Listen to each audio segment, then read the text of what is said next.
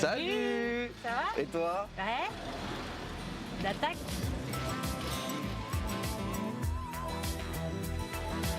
Hey. Salut. Ça va? Ça va et toi? Ouais, bien. Alors...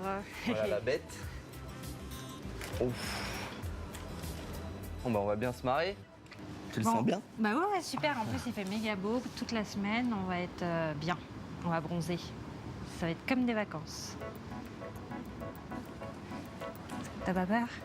Je te fais confiance, entièrement. De toute façon, on va être attachés. Donc toi tu veux qu'on démarre d'en haut? Ouais. Vraiment les grosses formes du haut. Ah bah oui, oui. Niveau timing, tu le sens comment? Nickel? Ouais, Sur 8 jours? Bah ouais, ça va parce que comme il fait super beau, c'est bon. Je m'appelle Stoul, je suis artiste peintre plasticienne. Je suis née à Bordeaux mais j'habite à Paris depuis toujours quasiment.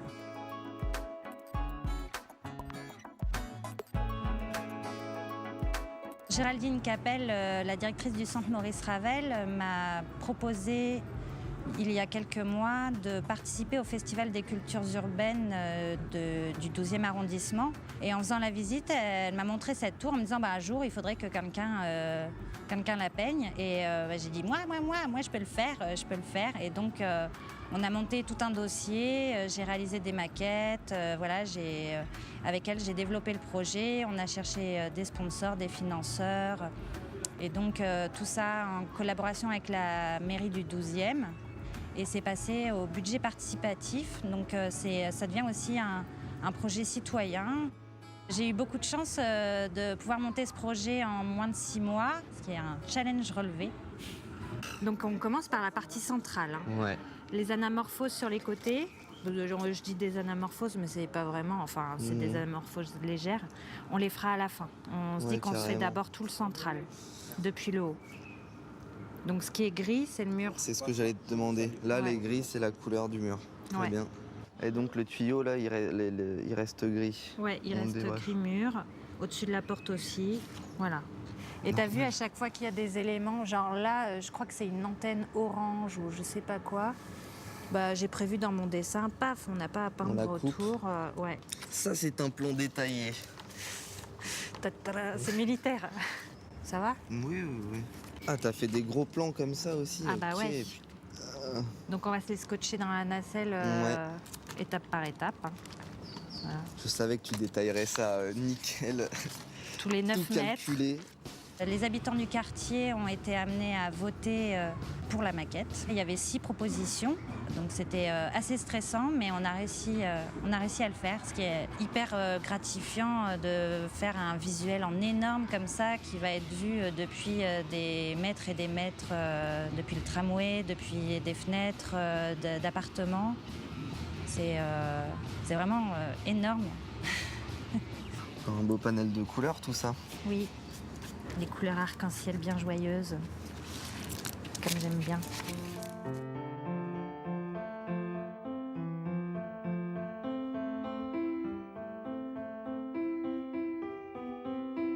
À l'âge de 13 ans, j'ai décidé que je serais artiste peintre et j'ai fait une formation artistique à l'école Boulle. Je me suis toujours intéressée aux travaux manuels, au bricolage, à la peinture. L'art urbain, je l'ai vu naître parce que j'habitais dans le 14e arrondissement à Paris. Donc déjà quand j'étais petite, j'observais les fresques, les graffitis, les collages, les pochoirs. Et ça m'attirait beaucoup.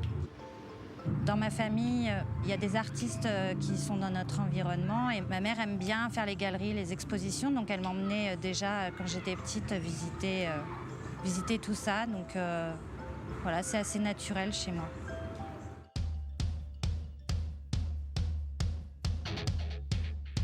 Je suis venue à peindre dans la rue quand j'avais 13 ans. C'était de la vengeance et du vandalisme. J'ai acheté des bombes de peinture pour me venger d'une méchante personne. C'est là où j'ai commencé à peindre. Bon, comme il me restait de la peinture, j'ai décidé de continuer dans la rue pour vider mes bombes. Et là, j'ai fait du lettrage. Ensuite, quelques années plus tard, j'étais dans un environnement avec des graffeurs, des artistes qui travaillaient dans la rue, donc qui m'ont emmenée sur leur terrain de jeu. C'est au fil du temps que j'ai développé mon propre style. Je ne m'enferme pas dans un univers avec des éléments récurrents, mais il y a des périodes, je travaille sur des séries qui peuvent durer quelques mois ou quelques années. Donc c'est constamment en évolution, en passant par l'objet, en passant par des personnages un peu plus manga. J'ai fait plein de choses.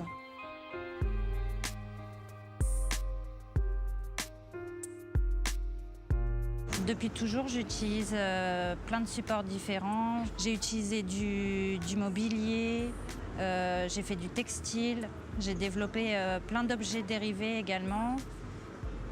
Voilà, vraiment, peu importe le support, ça va dépendre de la série sur laquelle je travaille. Je commence à changer en général quand il se passe un élément clé dans ma vie personnelle. Et à partir de ce moment-là, je développe une thématique qui devient obsessionnelle. Donc je vais faire des recherches, je vais me documenter, je vais expérimenter jusqu'à ce que j'ai envie de le montrer au public, donc dans la rue ou dans les galeries. En ce moment, mon style, c'est du géométrique, c'est post-graffiti. Et ça vient des origamis. Donc ma série actuelle, je l'appelle Oru, qui est un mot racine de origami en japonais, ça veut dire pliage. Et dans la politique de la ville en France, ça a un lien avec la réhabilitation et la rénovation urbaine. J'ai commencé à travailler sur ma série Oru après avoir donné naissance à mon fils. En fait, auparavant, ce que je faisais, c'était très girly, avec des personnages féminins que j'habillais. Je m'intéressais énormément à la mode à ce moment-là. Et comme j'ai eu un garçon, j'ai eu envie un peu de m'exprimer pour lui, pour tous, peu importe le genre. Et donc j'ai commencé à transformer les vêtements de mes personnages en forme géométrique. Et petit à petit, le personnage en lui-même est devenu géométrie.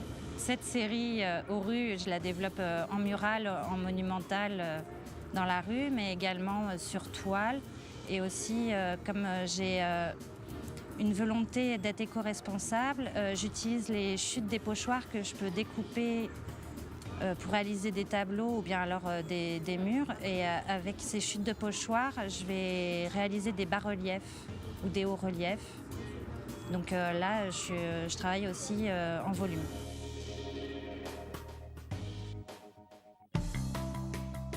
À mon sens, l'art urbain, ça regroupe toutes les mouvances actuelles street, donc street art, graffiti.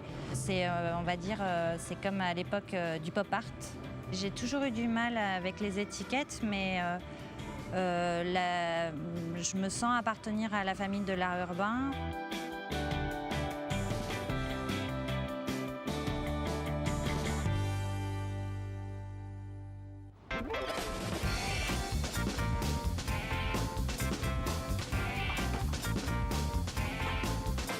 Il y a deux baudriers et il y en a un qui est plus light que l'autre.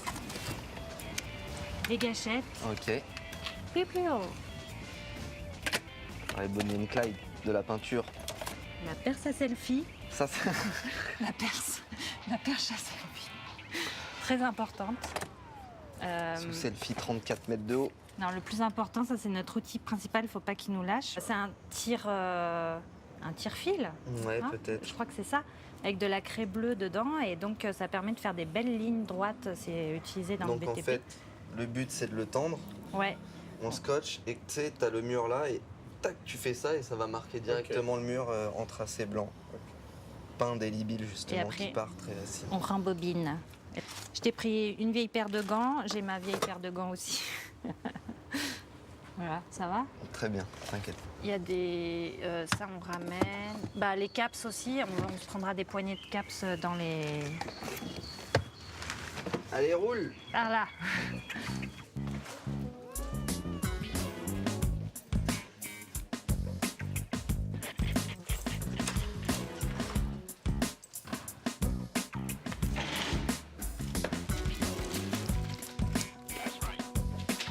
Belle couleur, belle couleur.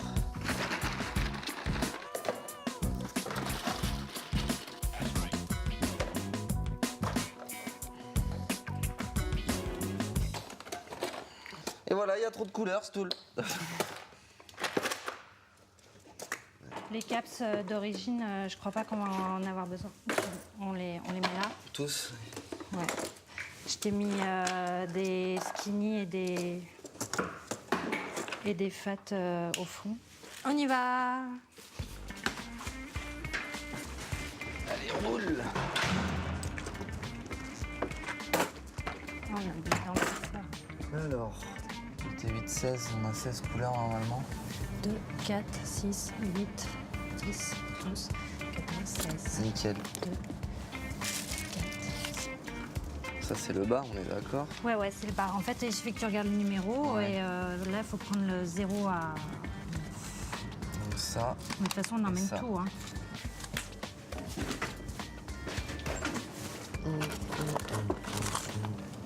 Faut pas trop que ça nous gêne quand on peint. Bah oui.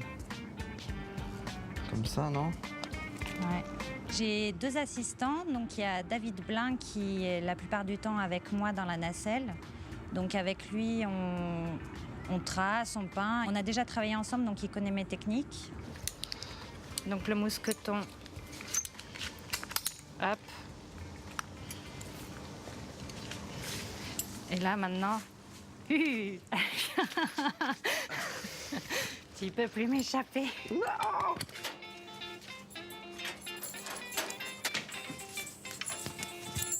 Je le mets sur bleu, hein, ouais.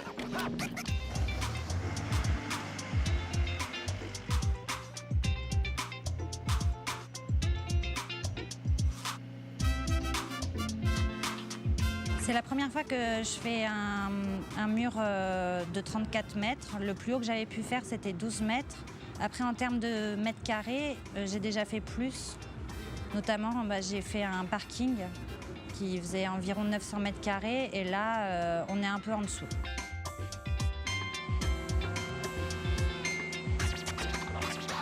J'aime bien les sensations fortes et j'aime bien piloter des machines. Donc voilà, je suis super contente. Ça me donne une sensation de liberté d'être comme ça en haut. Bienvenue à la tour du CISP à 34 mètres de haut, Paris 12, Centre Maurice Ravel, Festival des cultures urbaines avec David.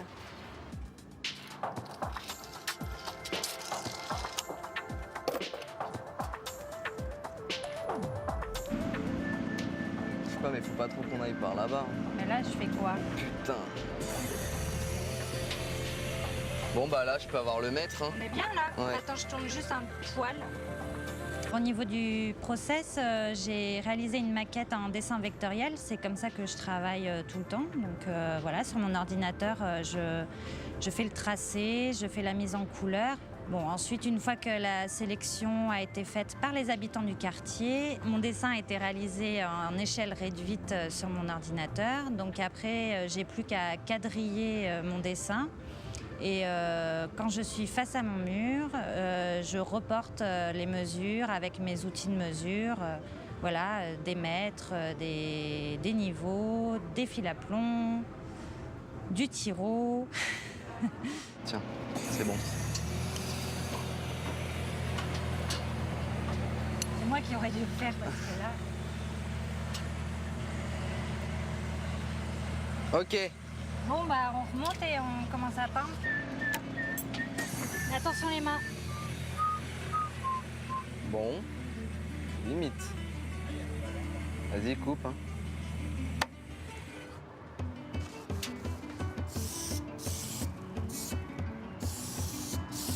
J'ai démarré le mur au plus haut. Je suis montée jusqu'en haut avec la nacelle et c'est là où j'ai tracé les premières mesures donc, qui après me permettent de continuer en descendant. Donc c'est de gauche à droite et vers le bas.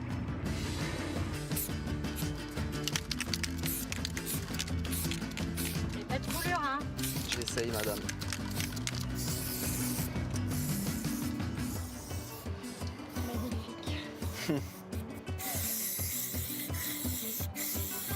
Au moins, ça fatigue moins le doigt à la longue.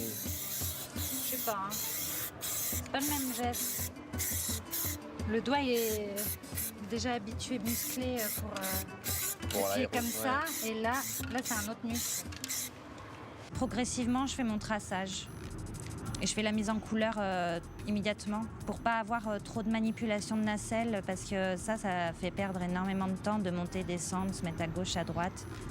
Donc une fois que je suis arrivée à un point face au mur, j'essaye d'aller jusqu'au bout, de tout faire. Voilà, c'est fini. Pardon, je t'en envoie plein la gueule.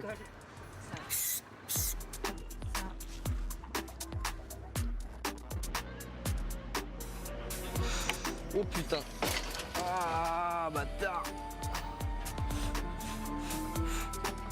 J'aimerais bien refaire un projet du même type, mais sans nacelle, en cordage suspendu. Bon, pour ça, il faut que je me forme parce que j'y connais rien du tout, j'ai jamais fait.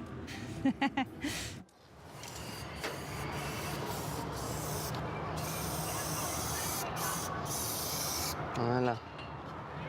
Ok, nickel. Tu veux faire là ?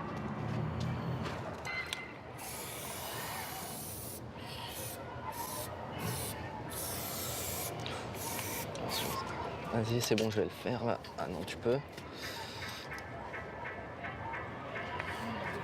Tu l'as ? Ouais.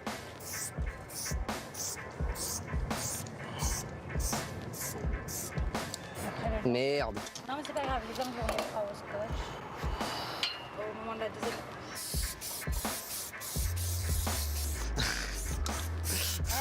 Allez! Allez, tartine donc. Et de 1! Wouhou!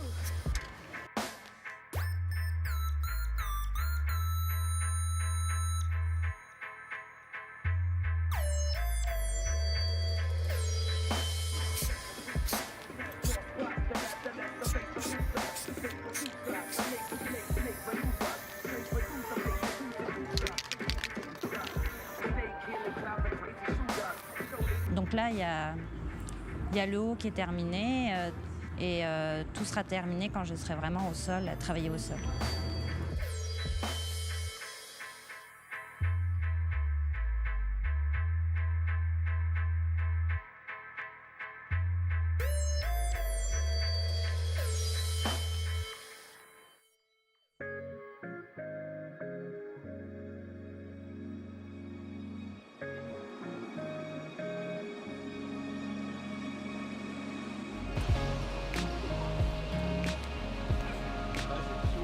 C'est l'aboutissement d'une période de travail, c'est un moment festif où je laisse aux yeux de tous tout le travail que j'ai pu faire en solitaire dans mon atelier.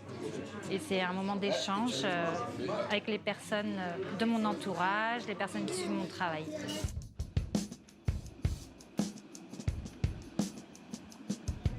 Au Lavomatic, je montre un travail en volume, chose que pour l'instant je n'ai pas encore réalisée sur mur. C'est pas de la 3D, mais ça s'en rapproche. Ce sont des couches de matière qui sont superposées et qui donnent une illusion de pliage. Et il y a également des tableaux, donc là sans volume, polychromes, qui sont très proches de ce que je suis en train de réaliser sur la tour.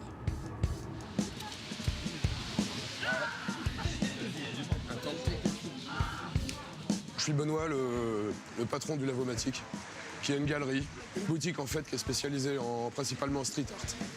Elle est implantée dans le 13e, qui est vraiment pour moi un des lieux principaux pour le street art aujourd'hui. Et elle a une typicité, c'est qu'elle n'est pas seulement galerie, c'est une galerie, c'est une librairie, on a des t-shirts, on a des disques, on a énormément de choses qui sont faites par les artistes et vraiment sur cette base street art. C'est moi qui vous remercie de vos interventions dans le 13e. Moi, j'adore ce quartier, alors ça fait toujours Vous plaisir. êtes d'où? Vous êtes Moi, je suis à Montrouge. C'est bien de voir l'évolution, la progression. Merci. J'aime bien votre travail aussi, ce que vous faites dans le 13e. Ah, c'est gentil. Et vous, ça fait longtemps que vous êtes artiste, intervenante dans la rue, street artiste? Ça va faire 16-17 ans. Ouais, parce qu'il me semblait que c'était... ça faisait quelques temps. Bon, super. Allez, je vais découvrir tout ça. Allez-y. Merci. Ah, excusez-moi. J'ai décidé d'exposer Stool en fait parce que notre rencontre remonte quasiment à l'ouverture de la galerie où elle m'a été présentée par d'autres artistes Et on a commencé à travailler ensemble comme ça en fin 2014. Et du coup, dans l'évolution de son travail, on est tombé d'accord très facilement en fait pour organiser cette nouvelle exposition personnelle.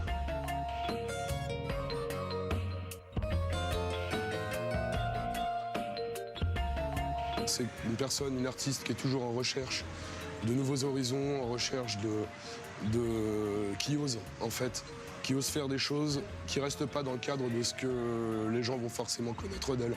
Et ça, je trouve ça en termes de démarche qui est vraiment super intéressant. Elle allie le côté rue et le côté galerie, le côté travail sur toile ou sur papier ou autre support. Et les messages qu'elle passe, c'est pas juste de la peinture. Elle a un message derrière écologique, elle a un message sur l'architecture qui nous entoure. Elle a un certain nombre de sujets comme ça que je trouve vraiment intéressants et moi qui me touchent.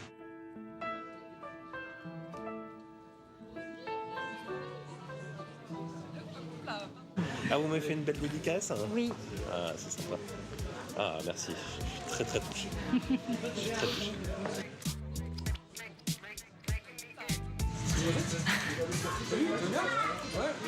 Ah, ça va? Ouais. C'est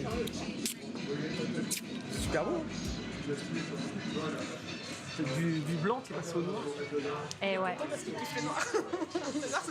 Bah oui, c'est le black dog. Bah oui.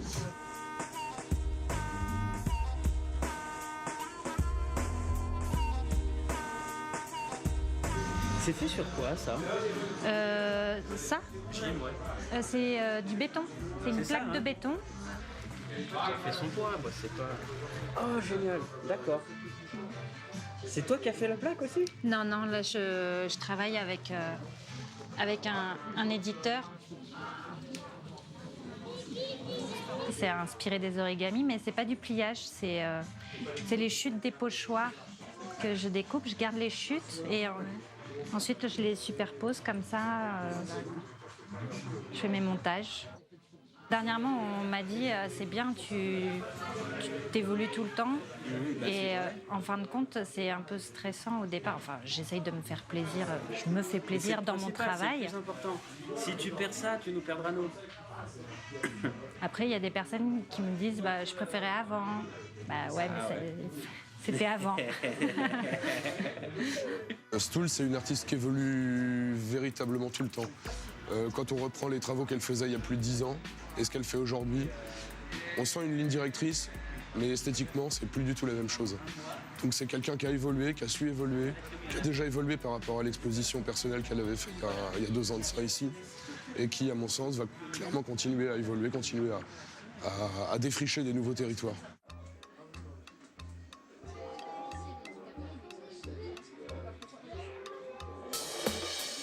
Je le faisais au marqueur acrylique.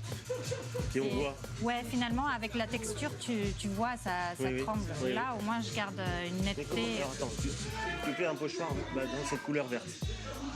Oui. Ou tu les fais. Non, c'est un pochoir de tout le Ah, de visuel. Donc, je masque à chaque fois pour chaque couleur. Hein. C'est vraiment Masque pour chaque c'est un couleur. peu long, quoi.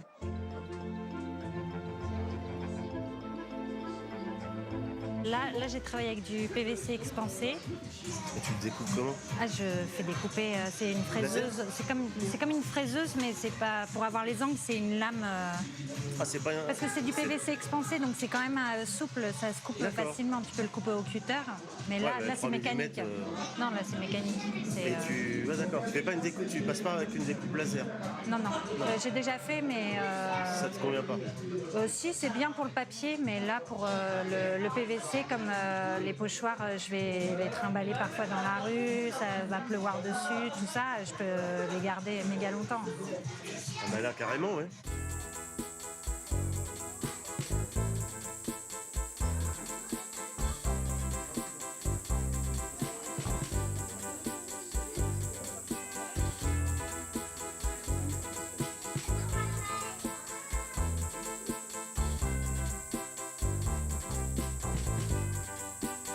Donc je calcule la taille, enfin bon, voilà, et ça part sur les trucs.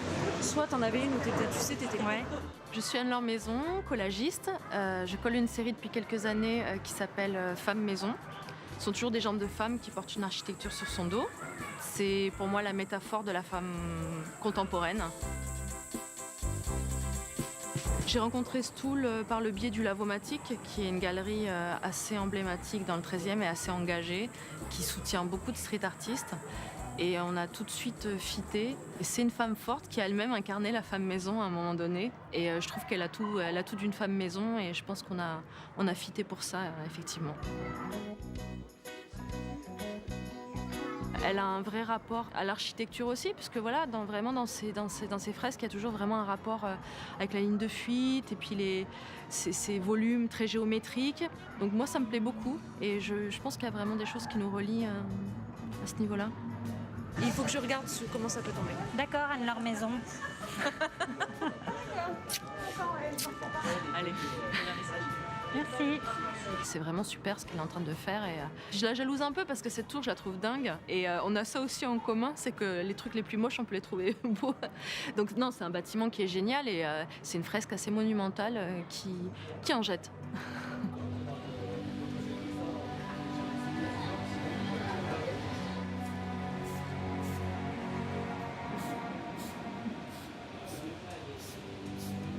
Le street art, il est assez ancien en fait, puisqu'il remonte au milieu des années 80.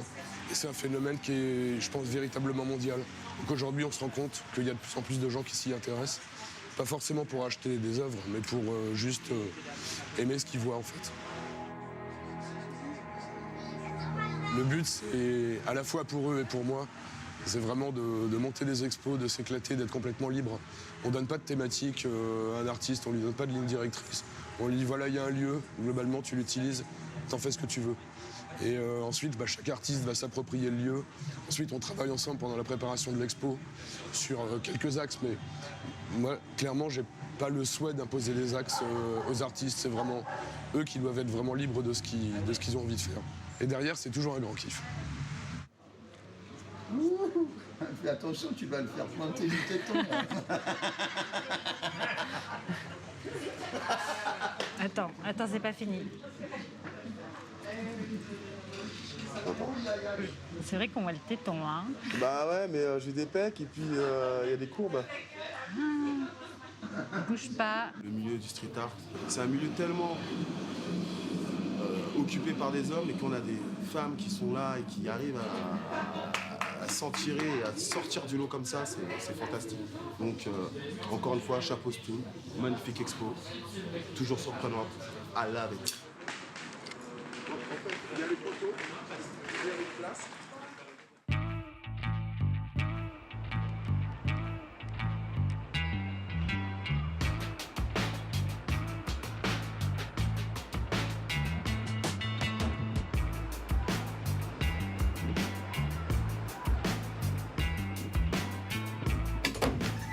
Hop, la câblerie, rien n'a pété, donc c'est nickel.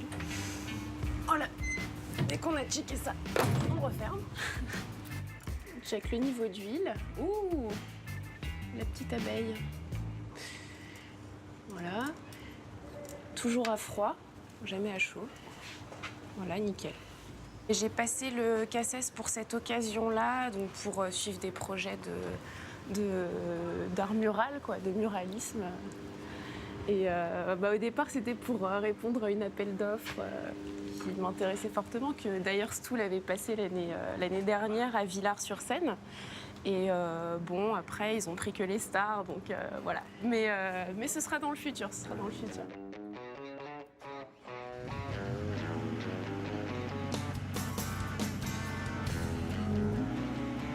Moi, c'est Hydrane Lo, je suis l'assistante au sol de Stool. On s'est rencontrés il y a quelques mois.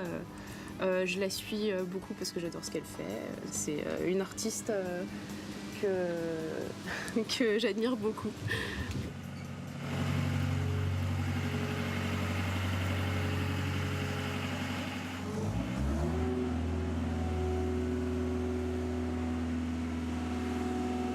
Pas trop, hein. Ça va? Je pense que c'est bon. Ouais. Je suis une artiste à côté. Après, voilà, moi je prends mon temps. Pour l'instant, rien de presse. Je tâte un petit peu le terrain comme ça. Je vois ce que ça fait d'être à 40 mètres. Je prends les mesures, on va dire. Ok, Ouais, ça devrait aller. merci. Allez, go.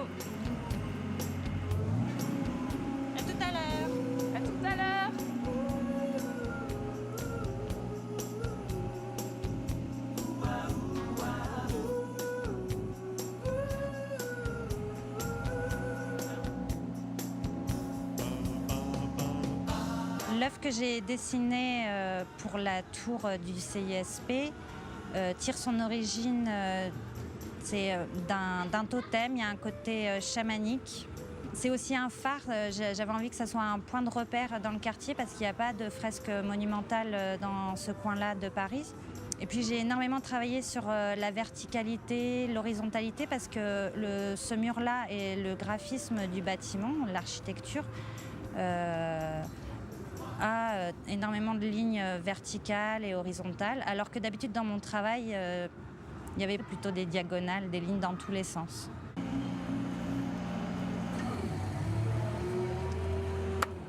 Voilà.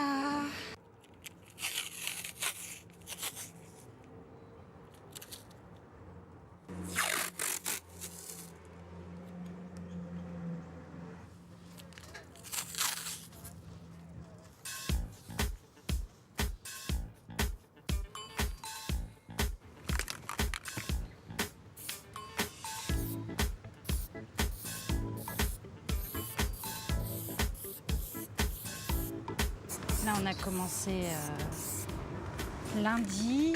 On a recommencé lundi, parce qu'on a eu une petite pause d'1 mois. Et là, aujourd'hui, nous sommes samedi.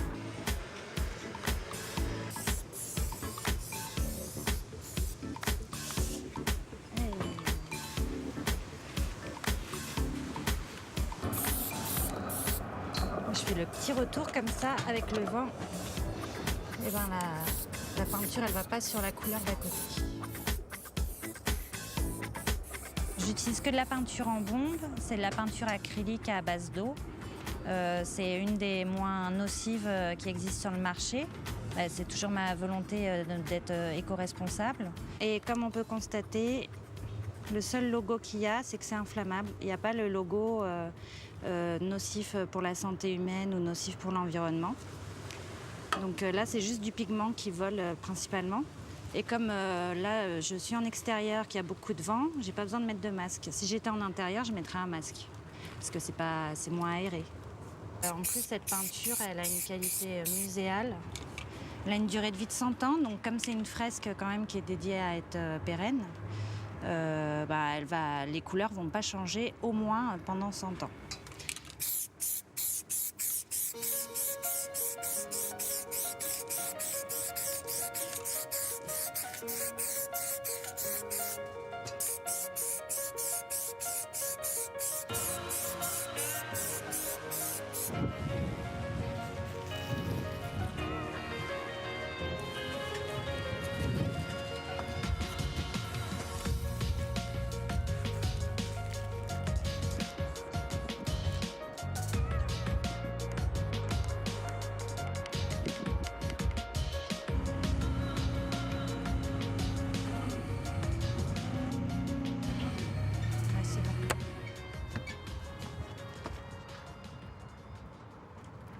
Avec ce projet, c'est mon deuxième projet monumental sur mur. Le premier était beaucoup plus soft. Mais avec celui-ci, j'apprends plein de petites astuces. Et il y a plein de paramètres dont il faut tenir compte. Donc normalement, au sol, en atelier, enfin sur un mur où on utilise juste un escabeau, on n'a pas à se préoccuper de la vitesse du vent, des températures, de la pluie ici quand même. Parce que s'il pleut, alors que je viens de peindre et que ma peinture n'a pas eu le temps de sécher, il lui faut quand même 24 heures de sèche pour vraiment une sèche complète.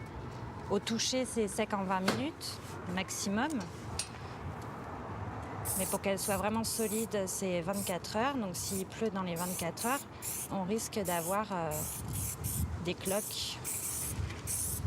La peinture va peler, elle va plus être parfaite. Il n'y aura plus qu'à recommencer. Donc s'il pleut, on s'arrête. Il y a énormément de contraintes par rapport à la météo et aux intempéries. La première, c'est s'il pleut, j'arrête de peindre parce que ça risque d'altérer la peinture, de modifier sa façon de sécher et de créer des cloques qui vont la faire vieillir prématurément. Et l'autre contrainte, ça va être plus par rapport à la nacelle. En cas de très forte chaleur, les bras de la nacelle ne vont plus fonctionner, donc je ne peux plus l'utiliser. Et il y a aussi encore une autre contrainte qui concerne le vent. Donc au-delà de 45 km/h, de vent, c'est dangereux d'être dans la nacelle, elle risque de basculer.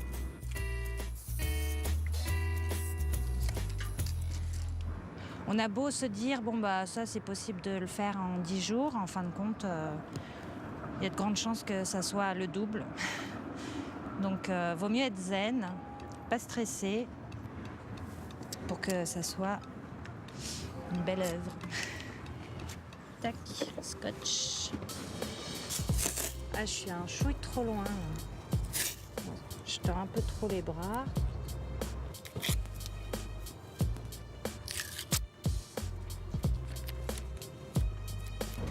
Ça, à chaque fois, super relou. Sur ce projet, c'est ces petits retours de mur là qu'il faut gérer. C'est un mur tout plat. Non, le bâtiment, il a vraiment une architecture très graphique avec 11 façades quand même. Et là, moi, je travaille en tout sur 3 façades, dont une qui a des murs comme ça en biais. Et il faut que les lignes suivent cette courbe, ce petit mur, l'autre courbe là. Ça prend du temps de bisser les scotch. Au départ, moi je préférais faire l'autre côté parce que bon bah il y a vue sur le périph' et c'est-à-dire qu'il y a plus de visibilité. Ici, c'est un autre type de visibilité. Il y a une visibilité depuis le tramway, tous les immeubles, enfin tous les habitants des immeubles. Mais c'est quand même assez dortoir comme quartier. Et c'est quand même... c'est pas un hôtel, mais c'est un centre de séjour, donc international. Il y a pas mal de personnes qui passent. Enfin bon, les deux, périph' ou ce côté-là, ça se vaut au niveau visibilité. J'aurais bien aimé faire les deux. On a envisagé un moment que je fasse les deux, carrément. Mais bon, c'est pas le cas, voilà. Je suis très contente comme ça. Hop.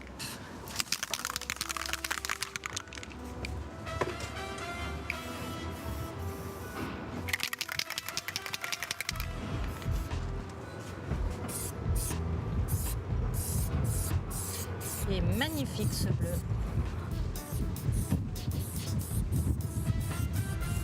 Ah là là, avec le vent.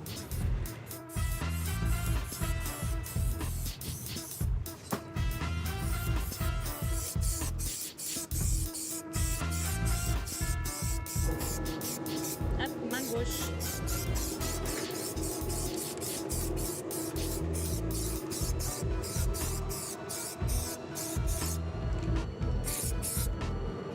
Petite coulure, c'est pas grave.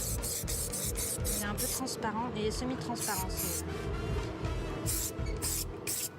Hop.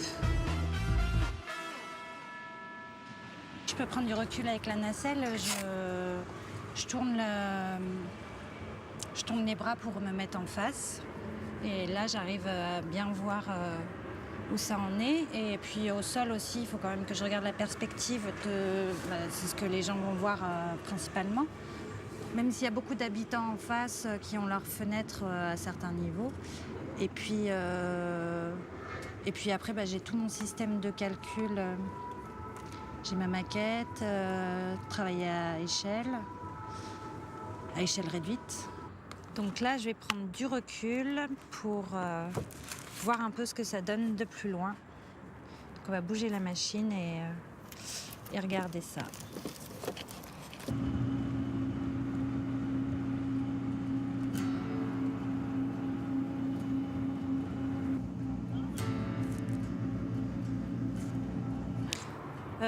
Il y a juste une zone que j'ai peinte et j'aurais pas dû, mais ça c'est pas grave, on va rattraper ça et il suffit de repasser la couleur. J'ai peint toute une zone en noir alors qu'il devait y avoir un bout gris là. Sinon, au niveau des proportions, on est bien. Quand je suis face au mur de la tour, j'ai aucun recul. Je vois pas entièrement parce que la nacelle a ses limites et moi aussi. Hein, j'ai des bras pas plus grands que ça. Donc pour prendre du recul, il faut que je change la nacelle de place. Donc c'est des points de vue différents. Ça change la perspective.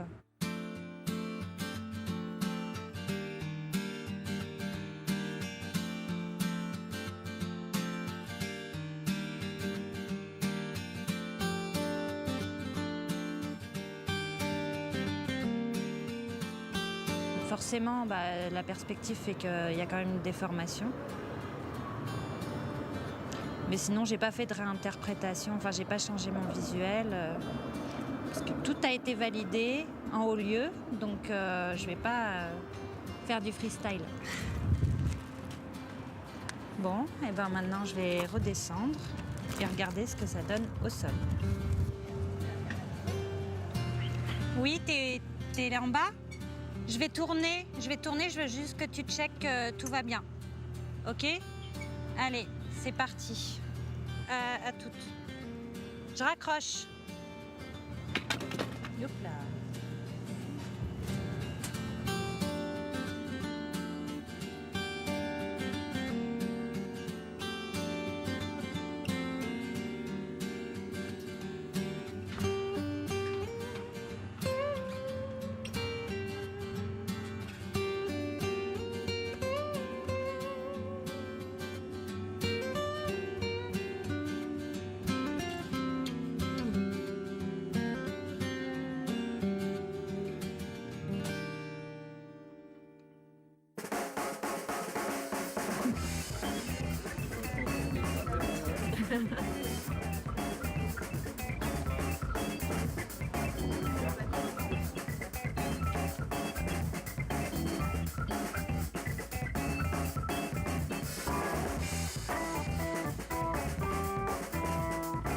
C'est très important d'avoir l'avis des habitants, des personnes qui vont quotidiennement voir mon œuvre. Donc là, c'était primordial que les habitants soient invités à voter et à donner leur avis. Je ne l'ai pas encore lu, mais il paraît qu'il y a un livre d'or où certaines personnes ont laissé leurs commentaires. J'ai hâte de le lire. Combien c'est une réalisation J'en ai commandé 500 et je pense qu'on va certainement tout utiliser, quasiment. 500. En fait, je compte une bombe par mètre carré. Oui, parce que je fais 2 couches. Donc une bombe, ça va me faire 1 mètre carré. Je suis Géraldine Capel, la directrice du centre Paris Anime Maurice Ravel. Je connais Stool depuis quelques années en fait, pour avoir observé son travail, pour l'avoir en expo, mais de loin, on ne se connaissait pas vraiment en fait. Et puis, elle m'a demandé, mais t'aurais pas un mur aussi, par exemple ? Et je lui ai dit, j'ai surtout une tour, hein, si tu veux, de 34 mètres, un peu en plaisantant. Et en fait, elle m'a dit, mais carrément, la tour, ça me branche, je sais faire, j'ai le permis nacelle, je suis partante. J'étais assez flattée parce que voilà, pour moi Stool c'était un peu une artiste pas intouchable, mais quelqu'un qui effectivement avait une certaine notoriété et jamais j'aurais cru qu'elle m'aurait répondu quoi. Donc ouais, j'étais assez fière quand même.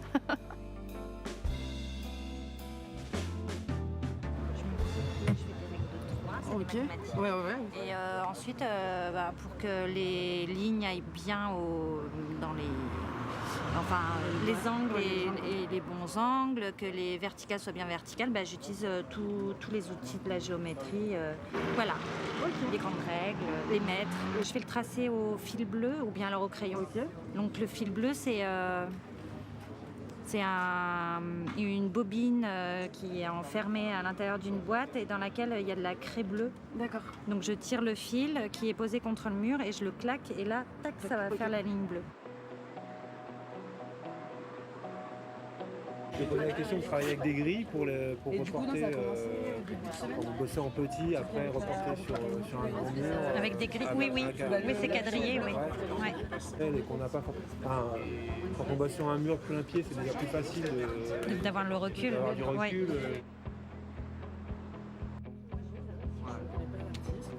Donc non, mais c'est toujours surprenant de voir le rapport d'échelle, enfin, la différence entre le crayonné et puis ce que ça rend une fois reporté sur le mur, quoi.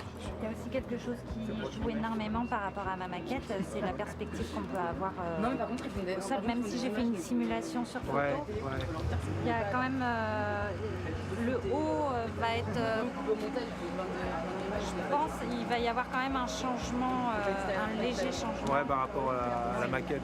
Oui. Non, mais c'est impressionnant, quoi. Moi, j'ai plus l'habitude de bosser sur des formats plus petits, quoi. Vous êtes artiste ? Je suis graphiste en fait de métier, illustrateur, et j'ai fait aussi quelques boulots en fresque et en street art. C'est toujours bien de voir travailler les autres aussi, quoi. C'est quoi votre nom d'artiste ? Fred Fish. Ouais. Et alors, vous avez des bombes particulières ou des... Non, enfin... Oui. Ouais. Oui, j'utilise des bombes acryliques à l'eau. D'accord. Donc elles ne sont pas nocives pour la santé ni pour l'environnement. Il y a très peu de solvant, juste un tout petit peu pour propulser, forcément. Et il y a des couleurs sur lesquelles vous revenez, par exemple, où vous êtes obligé de rajouter une deuxième couche? Alors elles ont toutes 2 couches, mais il y a certaines couleurs où il y a 3 couches. Ah ouais. Oui. J'étais en train de peindre ce triangle noir. J'ai eu un petit moment d'inattention, j'ai tout scotché et donc j'ai peint ça qui devait être en gris, je l'ai peint en noir. Mais là, on va le rattraper, on va l'enlever comme si de rien n'était. Sauf que là, voilà, quand on prend du recul, voilà, en fait, c'est de prendre du recul, de descendre de sa nacelle et se dire ah, je dois faire une retouche. C'est pas, c'est plus compliqué que quand on est face à un mur, mais. Pour moi, la technique compte beaucoup. Après, c'est pas ce qu'au final les personnes vont voir. Ça m'appartient et c'est mon kiff. Ouais, il y avait une autre question aussi, c'est sur le... Tu vas faire la partie un petit peu sur le côté là, un petit peu à droite. Oui. Et là tu vas jouer avec le relief là, parce que je vois qu'il y a une porte, un petit renfoncement sur la partie droite. Non, le mur n'est pas complètement Les portes, plat. elles vont pas être peintes. D'accord. Les fenêtres, les portes vont pas être peintes. Ça va être un peu technique. Ouais. Ça va être à base de scotch, posé délicatement. En termes d'heures de travail, tu réussis à estimer Normalement, on peint 8 heures par jour. Voilà. Okay. Et on avait prévu ça sur 10 jours, 12 jours. Je pense qu'on va certainement faire plus. Ouais. Et ça, c'est juste la mise en œuvre, mais il y a eu toute la préparation. Donc tout ce qui était maquette, tout ce qui était dossier, il y a la communication. Ça prend beaucoup de temps, tout ça. Bon, en tout cas, là, on en est au premier mur peint du 12e dans Paris. Le 12e, en fait, c'est historique. Hein. Franchement, quand vous serez vieux, vous pourrez dire, ouais, il y en aura peut-être partout dans le 12e. Vous direz, le premier, on l'a vu en train d'être fait.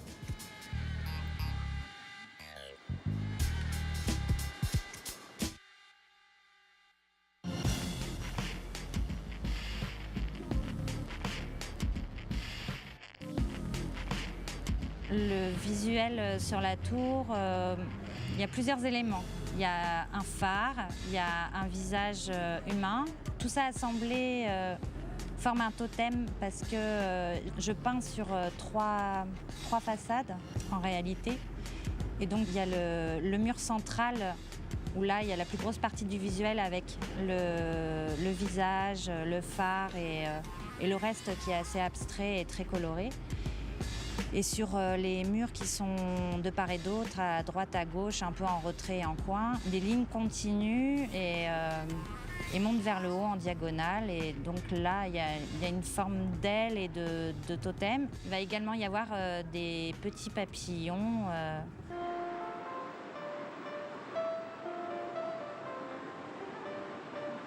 Après ce projet-là, je vais prendre des petites vacances parce que depuis le mois d'août 2016, donc quasiment un an, j'ai enchaîné les projets assez énormes. Donc j'ai besoin de faire une petite pause. Je vais continuer sur ma série aux rues parce que l'humain dans les nouveaux paysages urbains, les nouvelles architectures continuent à m'obséder et m'influencer. Donc j'ai envie de continuer à faire des dessins sur ces sujets-là.